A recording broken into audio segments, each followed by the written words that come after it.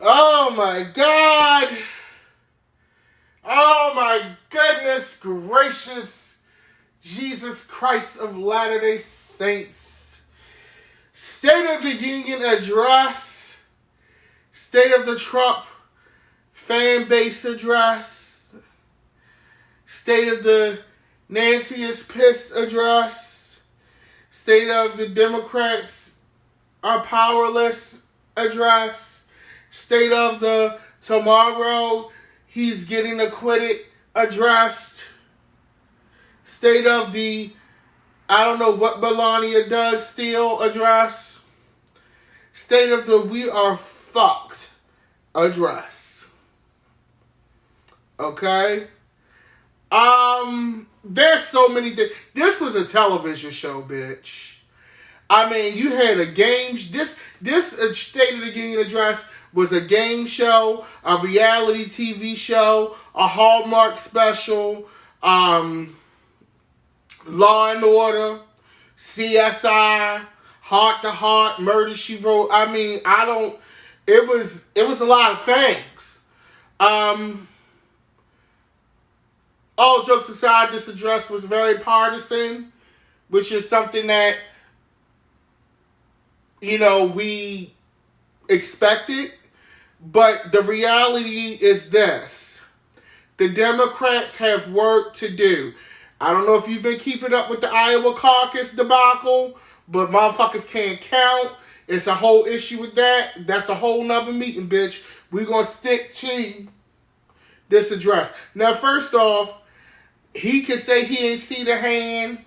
He can say it could be a lot of, you can interpret it many different ways.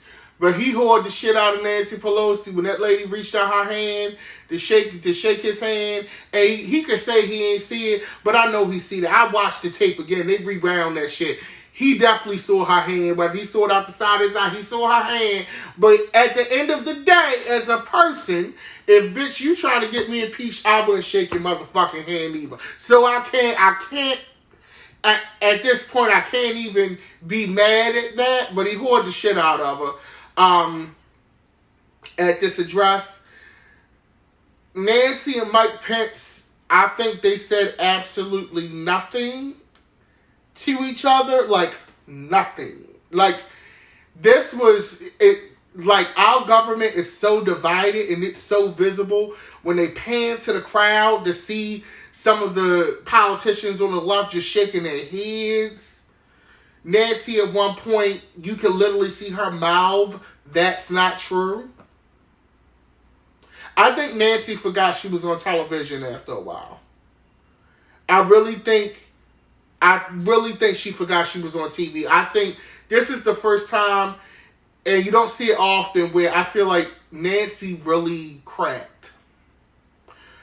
Where can I start? Okay, so you go to NPR and they have a list of fact checking. He said a lot of lies. I mean, technically, if you create jobs, that doesn't mean the job is sustainable and that people can actually live off of it. I can create a temp job for $8 an hour, $10 an hour. Technically, I created a job. Technically, a person is employed, but can they technically support themselves? No! So you gotta look at, like, a lot of that shit was skewed. It was interesting seeing the use of black people and people of color. First black person, and he found the blackest person he could find. Tim Scott, I think the man's name was Tim Scott or some shit. Basically, Tim was on drugs. He lost his house, all this shit. He got in one of them opportunity zones, which you'll get into that in the future. Turned his life around. Tim looked like, let me tell you what Tim looked like. Tim looked like either the check cleared or he got some traffic ticket or something on him that they taking care of. Maybe he owed taxes or something. But he looked like, Tim's face looked like, I'm here because I got to do this, but I know I'm going to feel the wrath when this airs. I know when I get home, like he had the feel of, I know people is going to look at me sideways when I get up out of here. He knew it. He can fit. He already. Cause Tim, you know better. You know better. You know better. Okay. And I want to explain. He had the black girl and her mother, single mom, and her mother. The little girl couldn't go to the school of her choice because she was on a wait list for a scholarship. Trump. This is one of the game show moments. You get a car. You get a car. You get a brand new car, bitch. It was giving Prices Right tees. Okay. So the little girl gets a scholarship. Then he handing out medals. Rush Limbaugh gets a medal. We're going to crack all of this down, but I want to first thing, for those of you who are saying that he's showing black people to appeal to black voters, that's a very, very, very small angle. You know why he's showing the black people? Because for those white female suburban voters who in their conscience say, oh my God, he's terrible. Like he's terrible. I can't vote for him. By showing these black folks that he's giving opportunities, that makes them feel a little better. That makes them become more secure and not as guilty in their white privilege, where they could go back and say, you know, he does help these people. Let's give him another shot. That's why he's showing the black people. It's not for your black ass. He already know you're not voting for him. He already know who in the black community is going to vote for him. Okay? It's not for your black ass. That is for white suburban female voters and undecided or people who were on the fence in the suburbs, white suburban voters. That's not for your black ass. He's not trying to appeal to you. He's just using them to appeal to somebody else. He knows you're not going to vote for him. But he knows that you love an HBCU. You saw Beyonce Homecoming. So guess what? He's giving money to HBCUs. So guess what's going to happen? All those secret black Republicans? Well, you know, I don't really, you know, the border don't affect me. I mean, and, you know, my daughter go to Virginia Union. My niece go to North Carolina, A&T. You know, I'm getting ready to say AT&T. You know, they need that money. You know, our HBCUs need that money. So what's happening is this. He's using black people as leverage against the horrible shit that he's doing to the Latin community. Okay?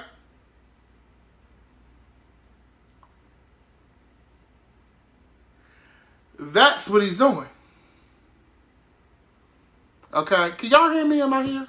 But that's what he's doing. So for every child he puts in a cage, it's classic, you know, classic tactic. For every Latin child he puts in a cage, he'll send a black child to school. For every visa he denies,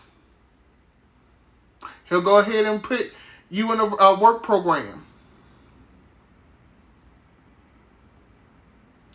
Whip, smile. Whip, smile.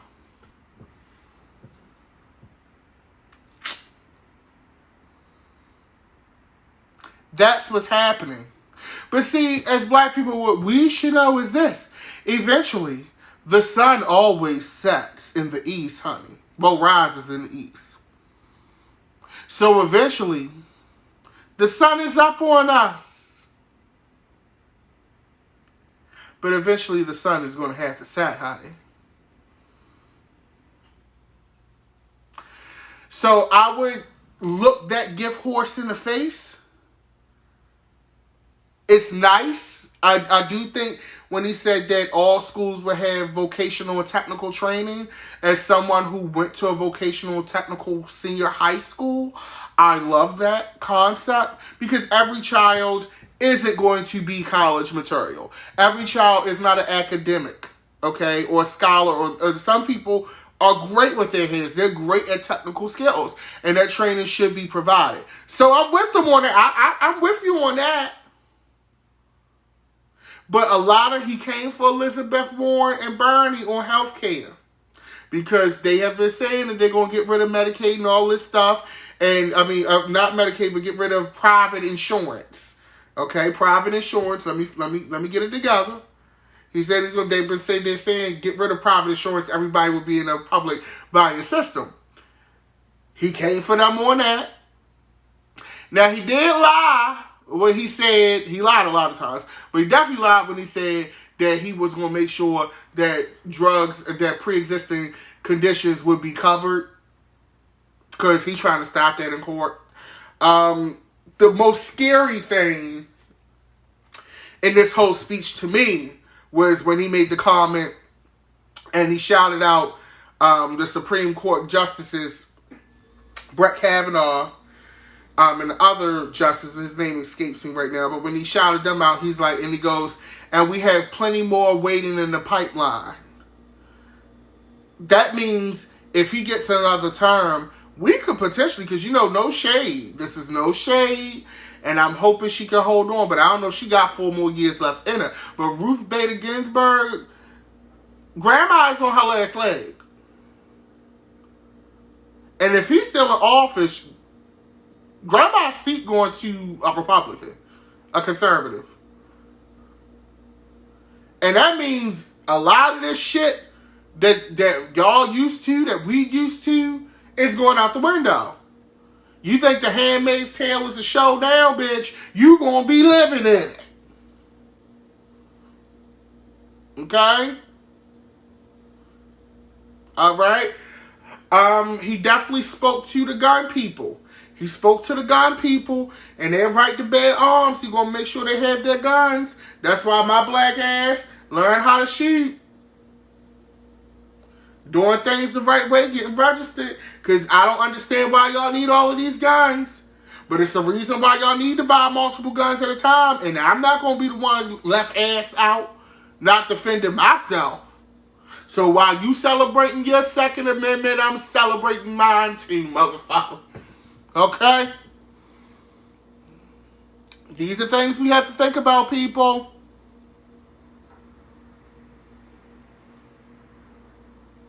Now, another thing that also is so disturbing to me, and I just don't understand, is when he talks about the border wall, Latino community, immigrants, things like that. I, for the life of me, cannot understand these politicians and officers of Latin descent who see what is going on TV and they stand and clap for this man and support him, and you seeing your people in cages. I for the life of me, cannot understand that. I think that is so treasonous. That is such a betrayal, a cultural betrayal. It's a human betrayal. I just don't, I do not get that. But ain't nothing like the upper hand. And someone, I forget who it was, said that, and it was a beautiful quote. They said that some people aren't really trying to battle white supremacy. They just want a better position in it. And I think that's so powerful. And I think it's so true. To see Rush Limbaugh, of all people, someone who is racist and very problematic, get the Presidential Medal of Freedom, one of the highest civilian honor. And he got it strictly because he's your homeboy and he has cancer. And you have your wife put it on him like a Price is Right game show girl. Like she's fucking bringing out a trip to Barbados or something. And like, I just think that's crazy. Then the soldier, the woman who husband was overseas fighting, and then it was so dramatic. It was like a moment off of Ellen or some shit like that. He goes, your husband's in over, but I think it's time we brought him home. And we brought him home. And he comes like walking down the steps and she's like, oh my God. And she trying to cry. It was too much. And then the 4 more years chant, they chanting 4 more years, 4 more years, 4 more years. And I'm like, am I going to be able to process 4 more years? I'm going to say this. Whoever this Democratic candidate is, we're gonna have to vote for them. I don't give a fuck if it's Bernie old, loud ass. I don't give a fuck if it's Elizabeth Warren's Native American-esque ass. I don't care if it's Pete Buttigieg's gay ass. The way these caucus votes is looking, bitch, is not gonna be Biden's crow's feet ass. Okay? But we're going to have to vote for whoever it is. Because I can't. Here's the thing. I say I can't, but I know my perseverance and the perseverance of my ancestors. We will get through another 4 years because that's what we do. We survive. But I don't want to go through another 4 years of this. Especially because not only just dealing with how he is, but I can't deal with 4 years of him being able to appoint Supreme Court justices like that. You know what I'm saying? We got to get Mitch McConnell's turkey neck ass. Colonel Sanders has to fucking go. Okay? I can't deal. I can't deal. And it's interesting seeing that because he put Nigeria on the list of the travel ban list, which Nigeria is one of the hugest economies in Africa. And I know as a person here in Maryland, that economy is like that. Like I have friends who, have, Nigerian relatives overseas who were looking forward to coming, getting their visas and doing it the right way. Because no shade for black people that come over here, 9 times out of 10, they may overstay their visa or some shit, but they don't just let us in here. No shade, because when the Haitians be trying to come over, they turn their asses around on their raft in the middle of the goddamn ocean. Okay? So I really think that was unnecessary. I will say that it made me very uncomfortable as a black person watching this speech and seeing the sea of white privilege in such a non-diverse Republican Party, mostly white men. It was kind of suffocating to me, and I wasn't even in the room. Okay? It kind of was like a little scary. Not a little scary, a lot. A whole lot. Nancy. Now, I love Nancy because she's a Baltimore girl. Nancy tried to hold it together, but honey, Nancy started forgetting she was on TV. She ripped that goddamn, the paper she ripped up, if you don't know, was the speech that was sent over to her that he was supposed to do. Now, I don't know how close to what she got, what he did, but it probably was totally different.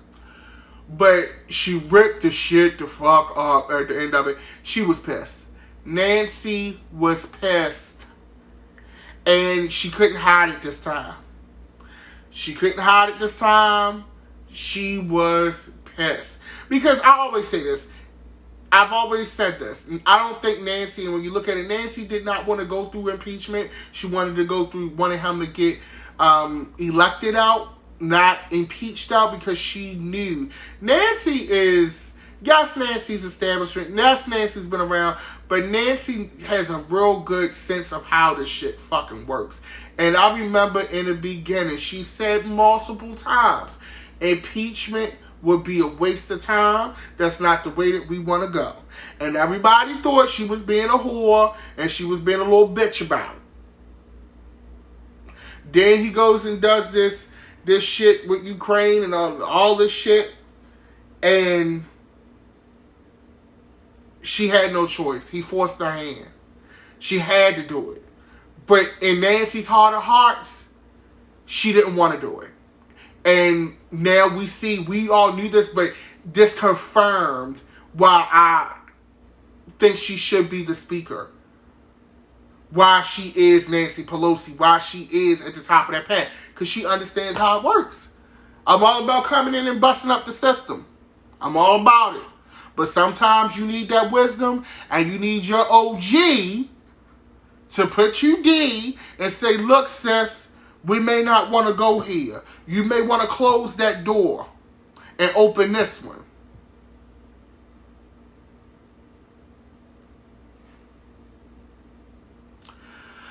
But Mother Nance she was pissed. It's no other way to put it. And it showed. Tomorrow, we're going to watch the Senate basically acquit him. So this, while he does have the mark of impeachment on his record, he doesn't really give a... See, that would matter for somebody who gave a fuck. He don't give a fuck. He's still working. He's still in the office. So he don't give a fuck if you impeached him. Who gives a shit?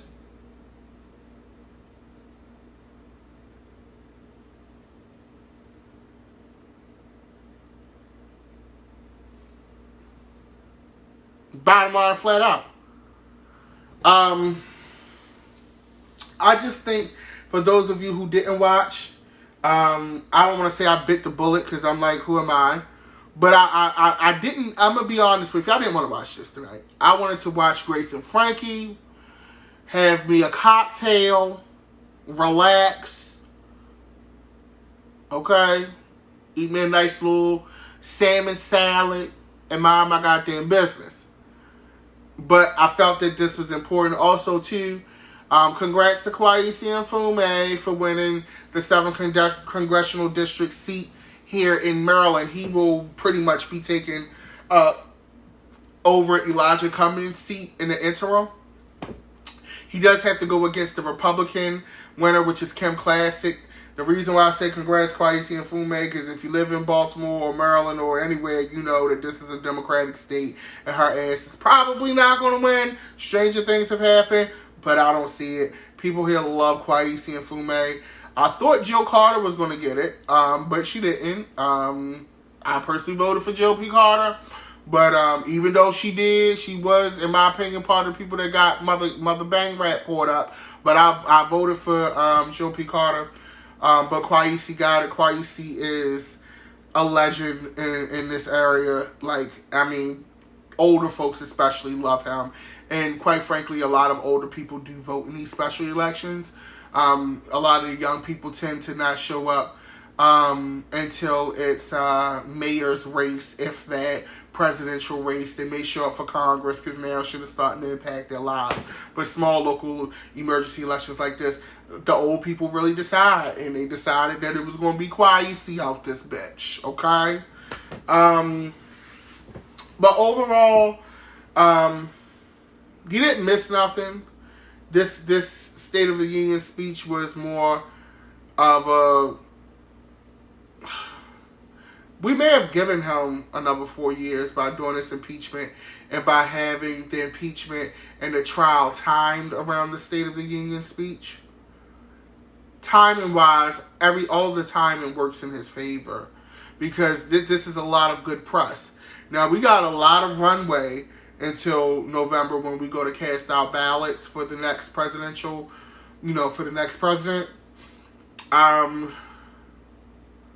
I don't know, man. We're going to see. The only thing I can advise you to do is to get out there and vote and do what you need to do. And do it. I know sometimes we don't like what we hear, but I'm a person that likes to confront all of the options head on, whether they're options that I like or not. I think that that's important, and that's just how, I view things. But I definitely think you should vote.